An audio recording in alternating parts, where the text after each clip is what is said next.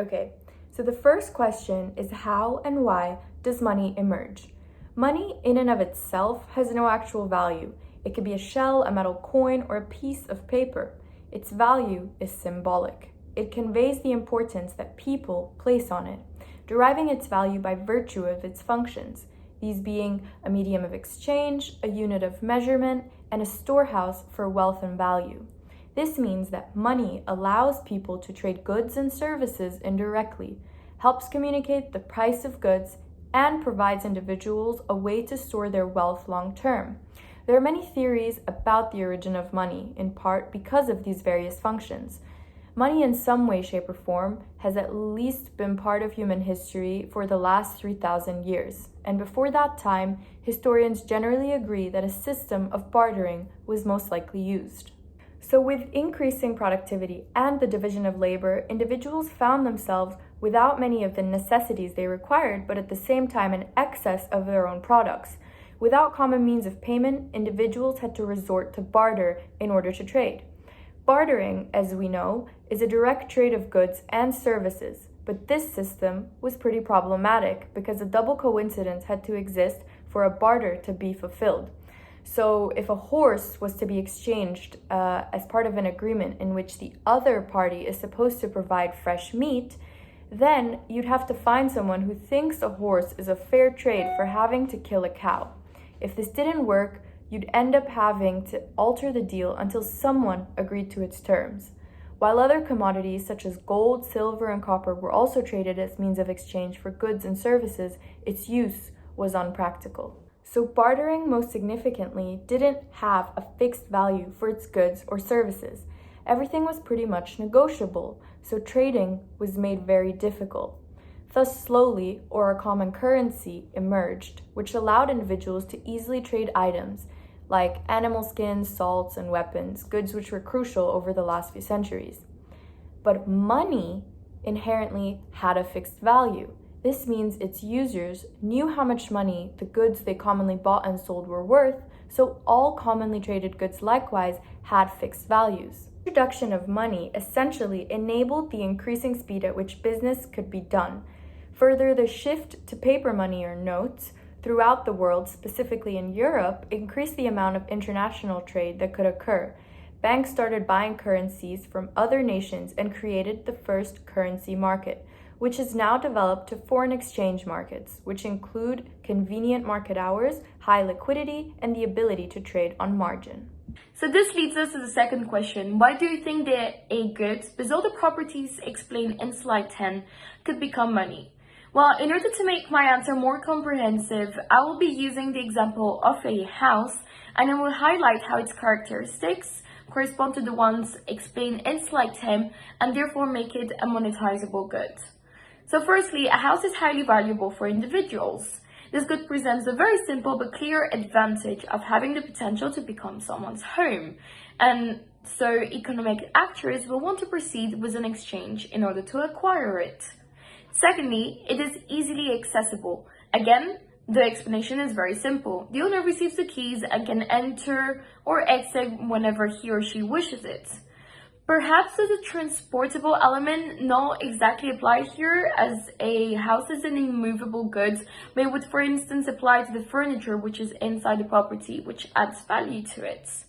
Thirdly, it is easily operable and can therefore be divided into equal parts. In terms of real estate, this could, for example, include an equal share of the value of ownership, such as 50-50, through an inheritance. This means that if the house is ever sold, the economic actors involved will each receive half of the gains obtained through the sale. Fourthly, it also complies with the durability requirements. A house is most usually associated with a long lifespan, so people may view it as a long-term investment out of which return can be obtained even years after acquiring the property. And finally, a house can be said to be in relative scarcity.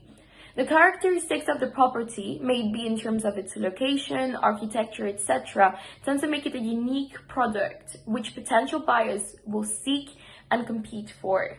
So overall, all of the above features demonstrate how a house or any other good fulfilling the terms presented can become money.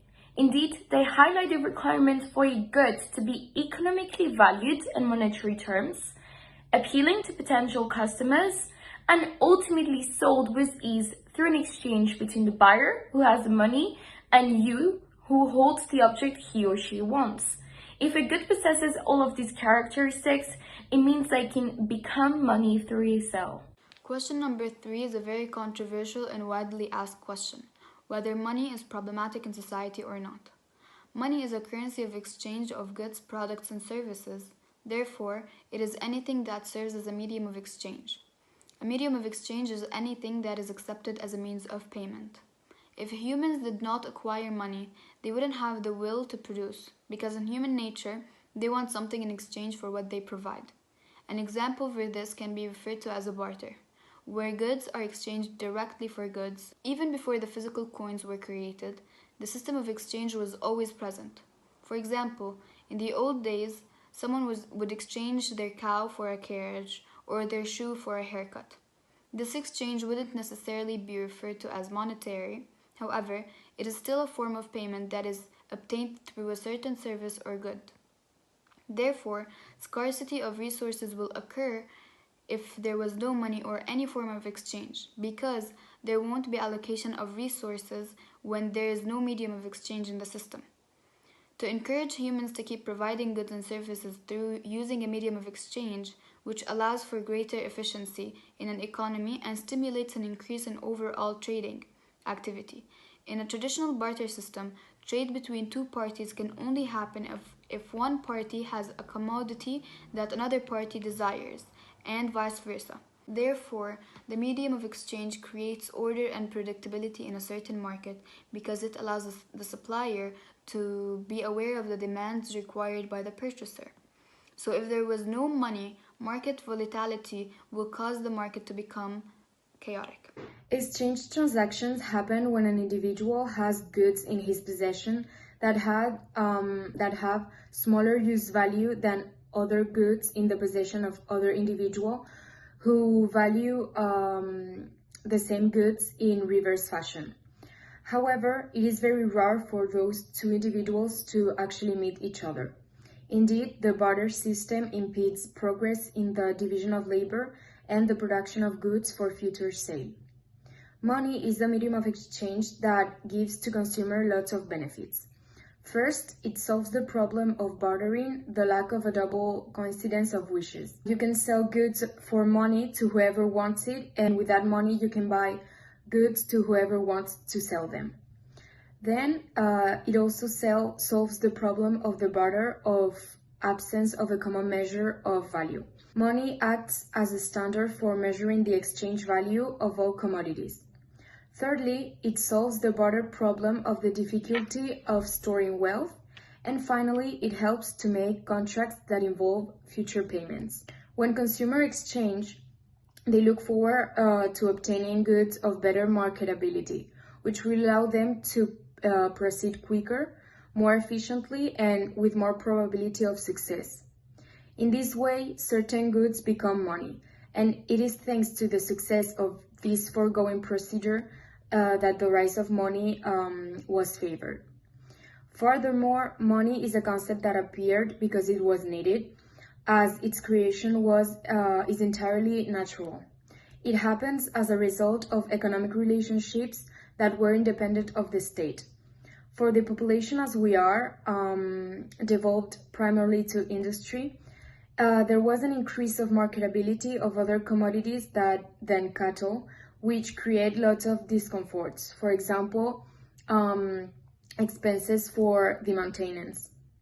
In this way, the only commodity in which others can be evaluated without roundabout procedures is money, facilitating the exchange of goods and services and helping to carry out trade without problems, as well as maximizing consumer satisfactions and producers' profits, and more importantly, to be able to reactivate the economy in case of an economic depression.